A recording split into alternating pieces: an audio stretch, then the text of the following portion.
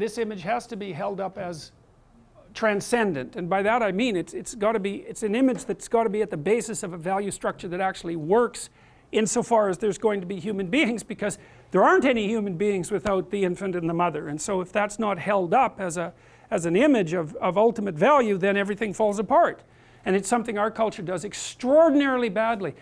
I had a client recently admit to me in ashamed tones that she wanted to have children. And I said, well, you don't have to be ashamed of that, especially not if you're talking to me. And she said, oh, that's such a relief, because I can't talk to anyone about it at work. They seem to think that it's, you know, degrading. I thought that you can hardly diagnose a culture as more pathological than that. That's so appalling, and it's so hard. It's one of the things I really feel badly for young women, because they're not guided through this with any sense whatsoever. And I'll tell you what my experience has been working with women, and you can take this for what it's worth. And I've worked with women who've achieved the highest levels of their profession. I don't mean just in academia, but in a number of different fields. This is what happens.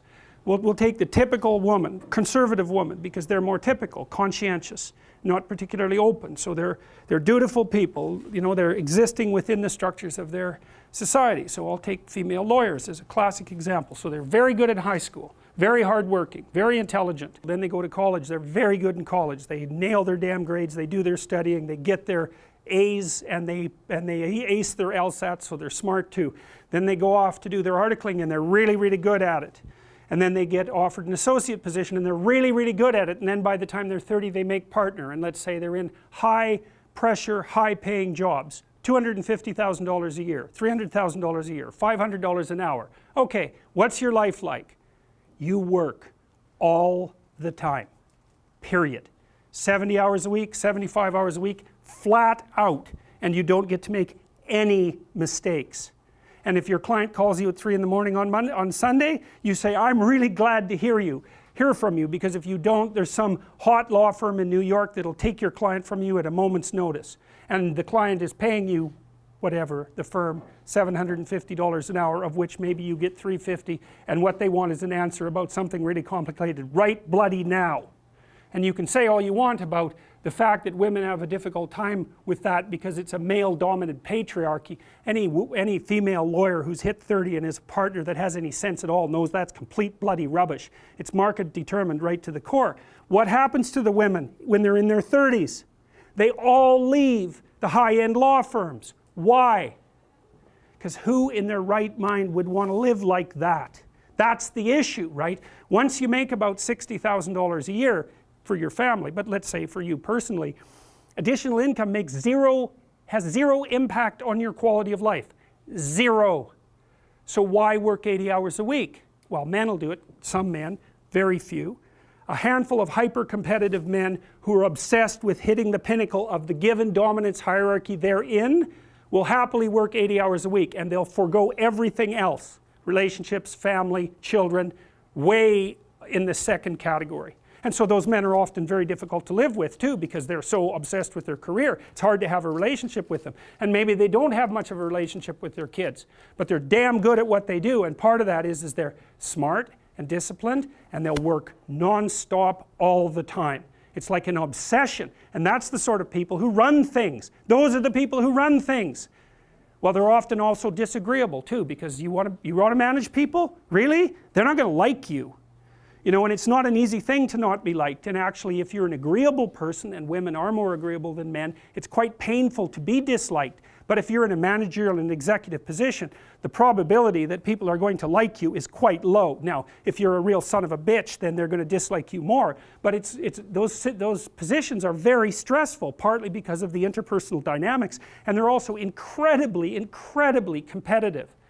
So the women hit that at 30, and they're completely qualified, and the law firms are bloody desperate to keep them, because it's really hard to find highly qualified people, especially once you've put all that time into training them, especially if they're also good at bringing in business. The law firms trip over themselves to try to keep them. They can't. The women think, why in the world am I doing this? Why in the world would anyone in their right mind do this? Especially because they're often married by that point too, and generally they've married a husband who makes as much money or more than them. So they don't need the damn money. And so they think, well, there's more to life than this, which is exactly the right thing to think, and so then they go and find a job that's 9 to 5 and controllable so that they can hire a nanny and have some kids and have a life. And it's like, yes, that's the intelligent thing to do. So we've got things backwards in our culture. We're thinking, at least in part, why aren't there more women in positions of power? Wrong question. The right question is, why are there any men at all who want those positions of power? Because it's not just positions of power. You have to be such a knothead to think that. Oh, it's a position of power. It's like, sure, but it's a position of overwhelming responsibility. And if you make mistakes, you're done.